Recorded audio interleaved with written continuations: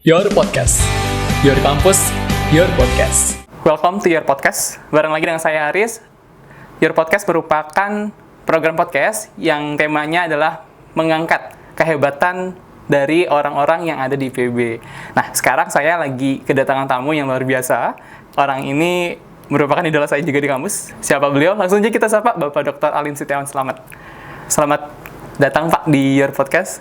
Terima kasih Mas Aris atas undangannya. Terima kasih banyak Pak udah mau hadir ke sini. Merupakan suatu kebanggaan dari tim Your Podcast. Akhirnya Pak Alim mau hadir di Your Podcast. Udah kesannya nggak mau ya? Kan Pak Alim sibuk banget. Job desk yang begitu banyak di kampus. Juga seorang dosen, peneliti yang jadwalnya luar biasa dan masih mau meluangkan waktunya. Dan akhirnya ketemu waktunya di hari Minggu ini. Dan makasih Pak udah mau meluangkan waktu. Ya, karena undangannya dari University Resort, saya nggak bisa nolak. Kenapa tuh? University Resort udah banyak membantu mahasiswa IPB kan. Masya Allah. Ada beasiswa, hunian gitu ya. Udah bantuan-bantuan untuk kegiatan kemahasiswaan di IPB juga sudah banyak sekali. Saya kira wajib lah saya kalau diundang University Resort ya. Terkait yang bantuan beasiswa dari University Resort mau mengucapkan terima kasih waktu Oktober kemarin ya. Kita diundang sebagai mitra. Jadi terima kasih dari kami sudah diundang. Sama-sama, kami juga terima kasih banyak Mas Aris. Juga mau mengucapkan selamat kepada IPB kemarin peringkat 1 Terima kasih. tingkat nasional, perguruan tinggi terbaik di Indonesia. Dan peringkat 3 terbaik nasional untuk bidang kemahasiswaan. Wah, itu cukup tinggi ya Pak ya? Cukup Capaiannya. tinggi, karena sebelumnya kita peringkat ke-7, jadi loncat juga, naik jadi sekarang peringkat 3 untuk kemahasiswaannya. Dan ini di bawah kepemimpinan Pak Alim. Ya, ini Salah kerja satunya. keras semuanya. Semuanya Pak. Kerja keras semuanya. Dan baru saja kemarin kita juara umum Lomba Satria Data, Statistik Karya, dan Festival Sains Data. Jadi mahasiswa IPB memang luar biasa, keren-keren. Termasuk nih Mas Aris nih. Aduh, Saya jadi malu nih Pak, saya belum banyak mengharumkan nama kampus, jadi lewat BEM aja nih selama ini. Iya, tetapi peran BEM luar biasa untuk mendukung fasilitasi para mahasiswa IPB untuk bisa berprestasi. Hal yang menarik yang pengen saya tahu nih Pak, pendidikan Bapak kan pernah melaksanakan pendidikan di Jepang. Yang membedakan dengan pendidikan di Indonesia itu gimana Pak? Pada dasarnya sama, tapi memang beberapa ada yang membedakan ya. Jadi kalau mau meng-compare ya mahasiswa Indonesia dan mahasiswa Jepang ya. Kalau mahasiswa Jepang itu memang fokusnya itu untuk studi, Mas. Jadi memang untuk bisa masuk ke perguruan tinggi itu tidak mudah ya. Bukan sesuatu yang mudah dan mereka itu butuh perjuangan. Jadi kalau ada ujian masuk gitu ya, namanya itu jukeng gitu. Satu hal yang besar, jadi semua energi, semua effort gitu itu dilakukan ya agar bisa lulus di situ, karena itu memang persimpangan jalan gitu ya. Dari SMA gitu ya, apakah dia mau sekolah atau juga dia mungkin langsung bekerja begitu ya. Sehingga kalau bisa diterima di perguruan tinggi itu mereka akan fokus untuk belajar di sana gitu, jadi akan lebih banyak menghabiskan waktunya fokus untuk studi. Meskipun juga banyak juga aktivitas di luar akademik ya. Iya. Jadi memang mahasiswa Jepang tuh banyaknya aktif di klub-klub gitu ya. Ada klub football, klub Olahraga ya? olahraga, sport gitu ya. Juga mungkin untuk minat yang lain. Paling juga kalau ada waktu lagi itu mereka ada istilahnya itu arubaito, part-time job. Oh, ada part-time job di sana Pak? Iya, jadi mereka akan lebih banyak menggunakan waktunya mereka untuk bekerja.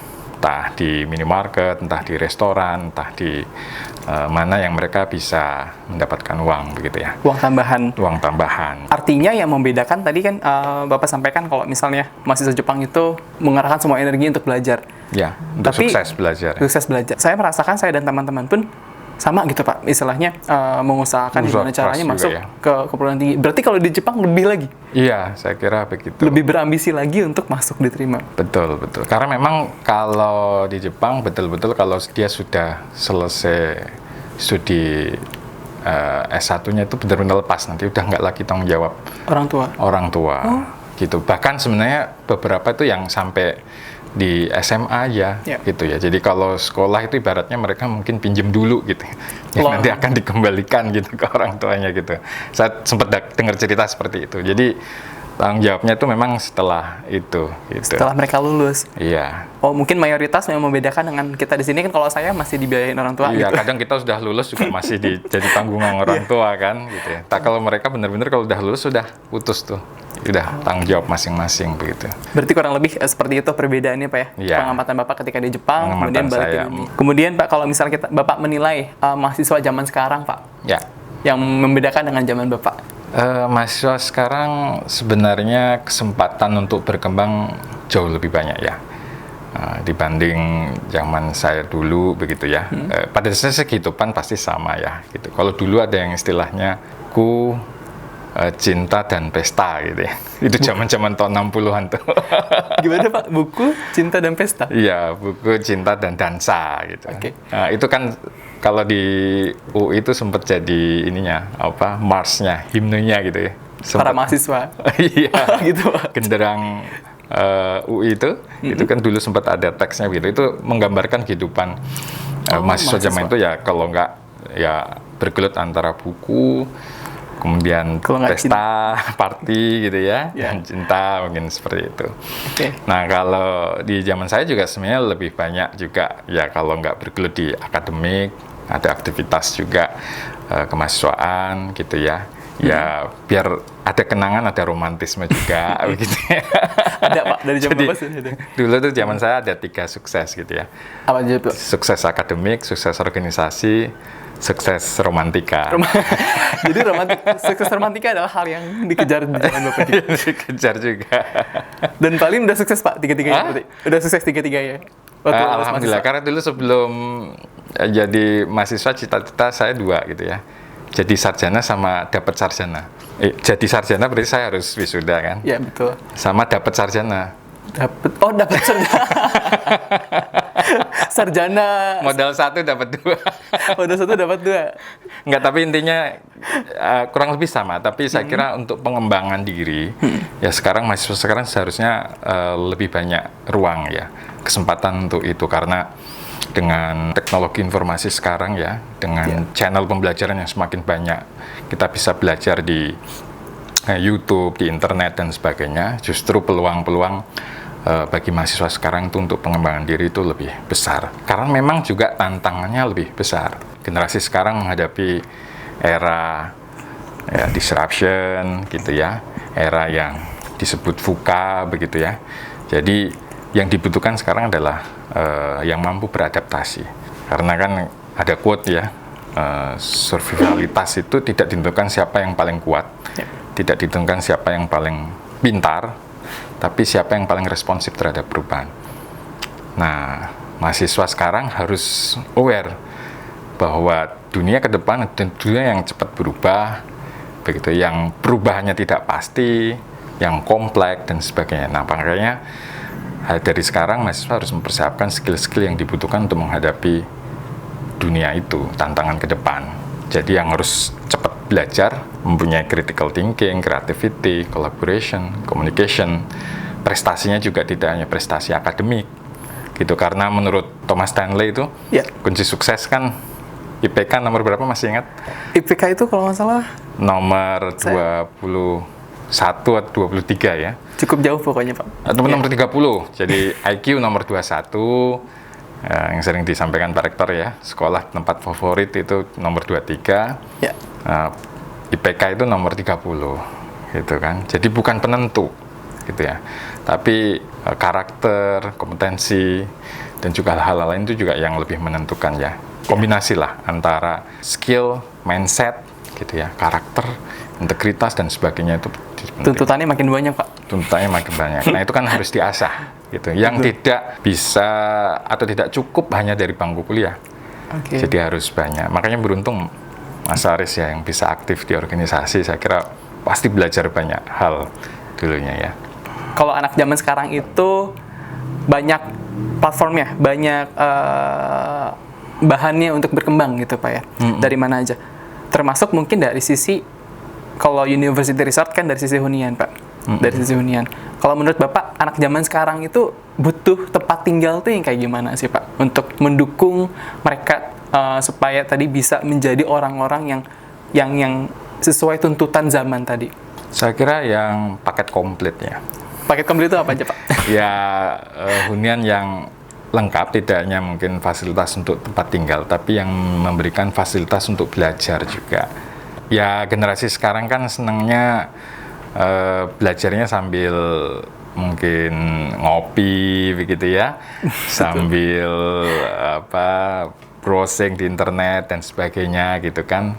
Itu jadi saya kira hunian yang bisa memberikan fasilitas itu saya kira akan menarik ya bagi mahasiswa, termasuk juga mungkin fasilitas yang lain juga, perpustakaan kah untuk tempat baca, terus co-working untuk ya kerja bersama, karena memang anak sekarang kalau menurut saya melihat lebih senang collab ya, lebih senang kolaborasi gitu ya daripada kerja sendiri gitu. Jadi mereka dengan masing-masing potensinya bagaimana bekerja sama, berkolaborasi bersama, begitu ya, sehingga nanti create ide atau create something yang bisa bermanfaat atau bisa menjadi peluang bisnis.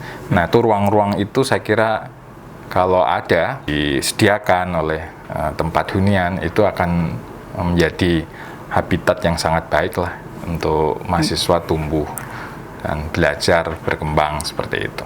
Sekilas kalau tadi Bapak sudah jalan-jalan di unit University Resort, berarti menurut Bapak gimana untuk yang sudah kami akan sediakan nanti ke depannya? Ya, saya kira University Resort bisa membaca ya peluang, bisa membaca tren, bisa membaca kebutuhan itu dari generasi sekarang gitu ya, di mana tadi butuh ekosistem yang sangat baik begitu ya. Yang fasilitasnya tadi saya lihat ada untuk gym, untuk cafe, untuk library begitu ya. Mungkin kafenya juga modelnya co-work yang bisa mahasiswa nanti bisa berkolaborasi gitu ya, berdiskusi bersama-sama dan sebagainya. Saya kira kalau menurut saya ya universitas cukup cerdas membaca peluang itu. Dan bisa benar-benar membuktikan Pak adanya sistem kami bisa membantu IPB secara nyata. Nah, itu sangat penting di situ. Gitu. Mudah-mudahan ya Pak ya. Karena untuk memfasilitasi menunjang prestasi mahasiswa, saya kira butuh kolaborasi banyak pihak. Tidak bisa kami sendirian gitu ya. Stakeholder di luar kampus juga sangat penting. Berarti kehadiran University Resort menjadi kehadiran salah satu kehadiran yang diinginkan oleh kampus, Pak. Iya, mitra penting bagi kami. Alhamdulillah kalau gitu. Dan mudah-mudahan bisa mewujudkan semua impiannya satu-satu. Lanjut Pak, kita akan membahas tentang aktivitas mahasiswa ketika masa pandemi ini Pak. Bapak masih ke kampus Pak tiap hari? Setiap hari ke kampus, alhamdulillah. Hari Minggu tadi masih ke kampus ya Pak? Ya, karena panggilan tugas. Jadi sekarang apalagi dengan COVID ini ibaratnya 24/7 nih. 24 jam sehari, 7. Di rumah pun diganggu ya Pak? Ya, karena dengan fasilitas meeting online ya. Sekarang jadi diskusi untuk meeting dan sebagainya sekarang bisa dilakukan anywhere, anytime. Begitu ya. Any platform. Jadi any device.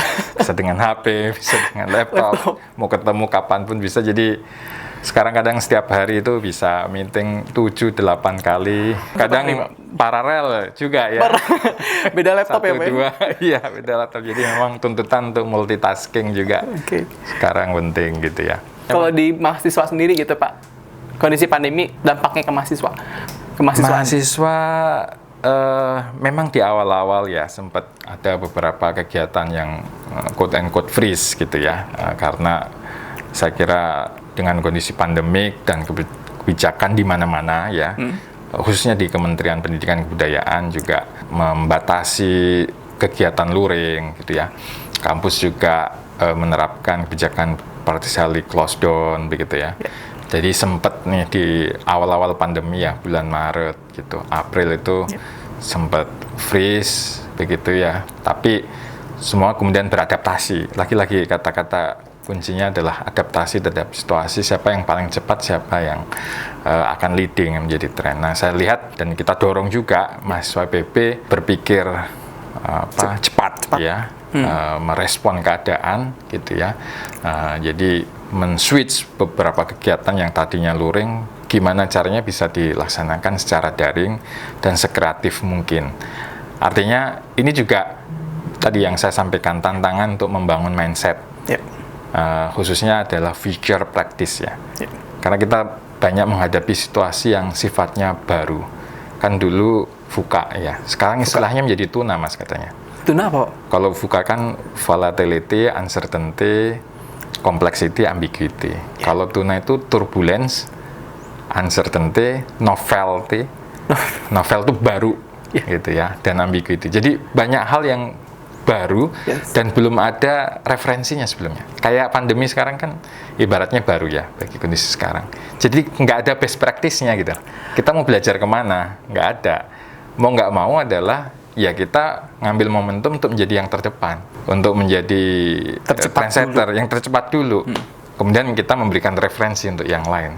Nah, saya minta mahasiswa IPB untuk punya mindset seperti itu, karena nggak ada, kita nggak bisa belajar pada siapapun, sama-sama menghadapi, sama-sama baru, nggak punya referensi, ya udah ini kesempatan justru untuk sekreatif mungkin kita yang terdepan, biar orang lain follow kita, orang lain merefer kita. Nah makanya misalnya contoh MPKMB, awalnya pada datang gitu kan. Gimana nih Pak? Biasanya kan luring, biasanya harus bikin mozaik, bisanya bikin rekornya gitu ya. Rekor dunia. Rekor dunia dan sebagainya. Betul. Nah sekarang gimana kondisi pandemi? Kita MPKMB-nya gimana gitu ya, masa perkenalan kampus bagi mahasiswa baru. Ya mau nggak mau ini keadaan yang harus diterima, kenyataan kan. Dan tapi gimana tetap bisa mensiasati, tapi tetap teman-teman bisa berkreasi, melakukan inovasi yang bisa menginspirasi juga yang lain gitu kan. Ya udah, nanti gimana Pak rekor apa sih? Ya tolong dipikirkan sekreatif mungkin.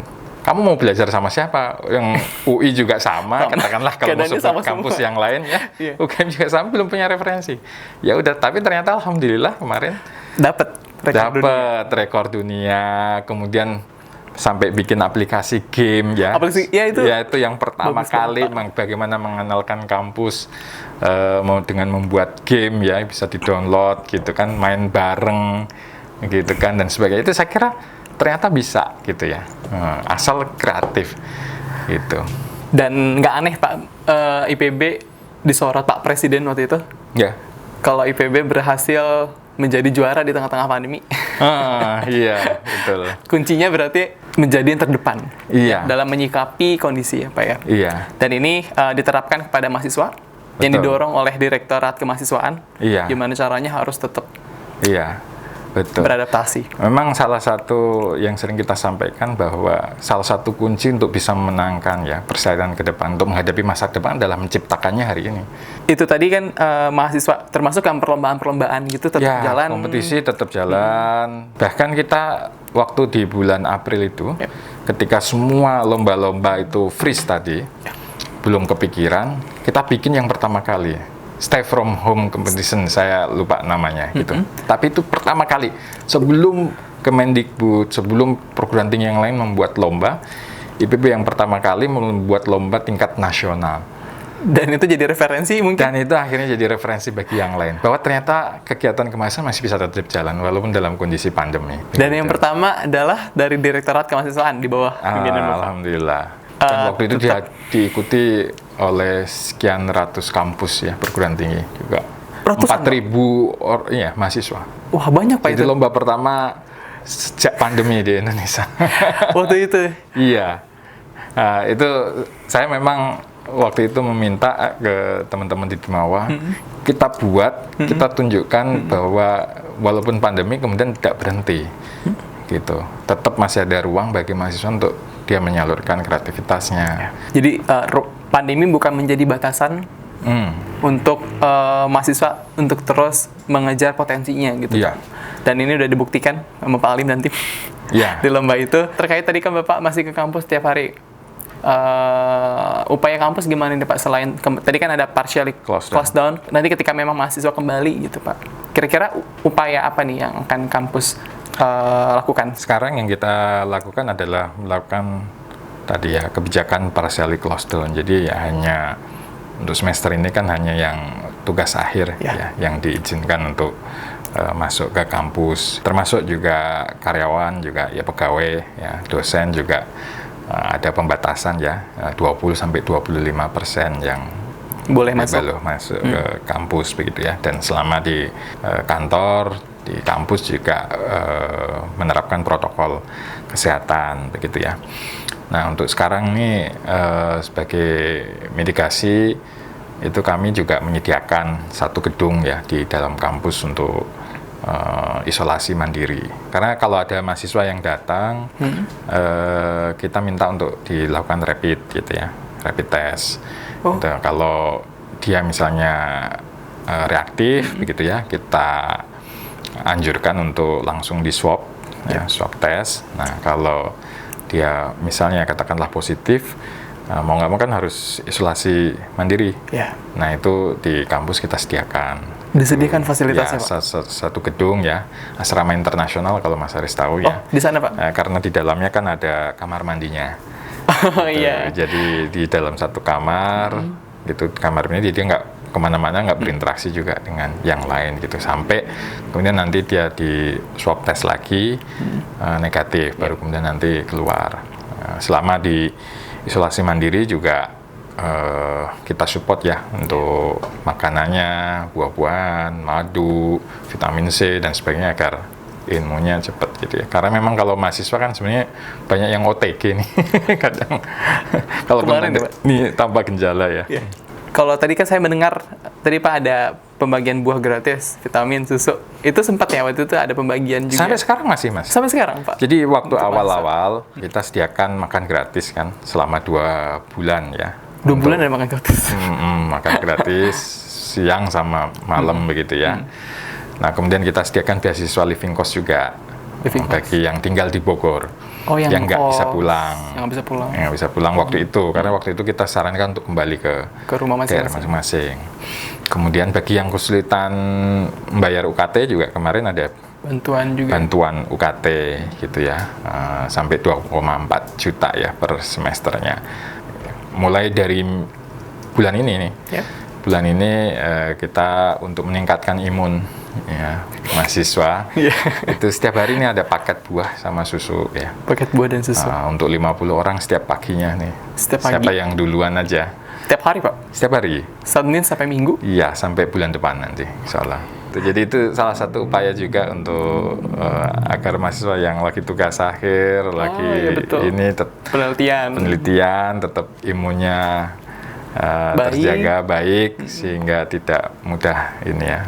Tidak mudah terpapar gitu ya. Baik, jadi tadi upaya kampus nih, Pak. Upaya kampus demikian. Ini kalau Aris boleh nanya, Pak, kira-kira kampus kapan masuk, Pak? Kalau kondisinya gini terus. Kita masih belum bisa mengambil keputusan. Ini salah satu yang VUCA tadi, Mas. Jadi kalau dulu uncertainty itu ketidakpastian itu seolah abstrak gitu ya.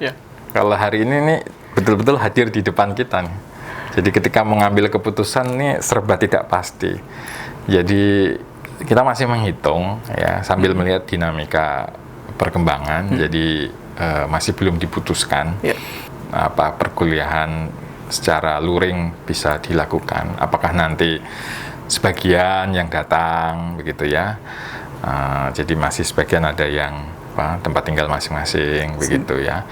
Nanti di kampusnya juga apakah perkuliahannya hybrid, blended gitu ya. Ada yang mungkin sebagian di kelas, tapi sebagian misalnya di rumah gitu ya. Nanti giliran pertemuan kedua itu masih belum. Masih dirancang semuanya. Masih dirancang, semua masih dihitung ini. Kecuali kalau semua sudah divaksinasi ya. Tapi kita, kapan tuh, Pak? Saya nggak tahu juga itu kapan gitu kan. Katanya bulan depan mulai sudah ini atau mulai ada dan sebagainya. Karena memang kalau kampus kan kita juga harus melindungi para dosen dan tenaga kependidikan yang juga rata-rata berisiko tinggi juga gitu ya. Oke sih mahasiswanya mungkin ini ya kuat-kuat gitu ya. Tetapi kan ketika masuk di dalam kelas kan punya peluang berinteraksi dengan para dosen atau para tendik yang dari sisi usia mungkin berisiko ya. Ini juga kan harus dipertimbangkan juga gitu.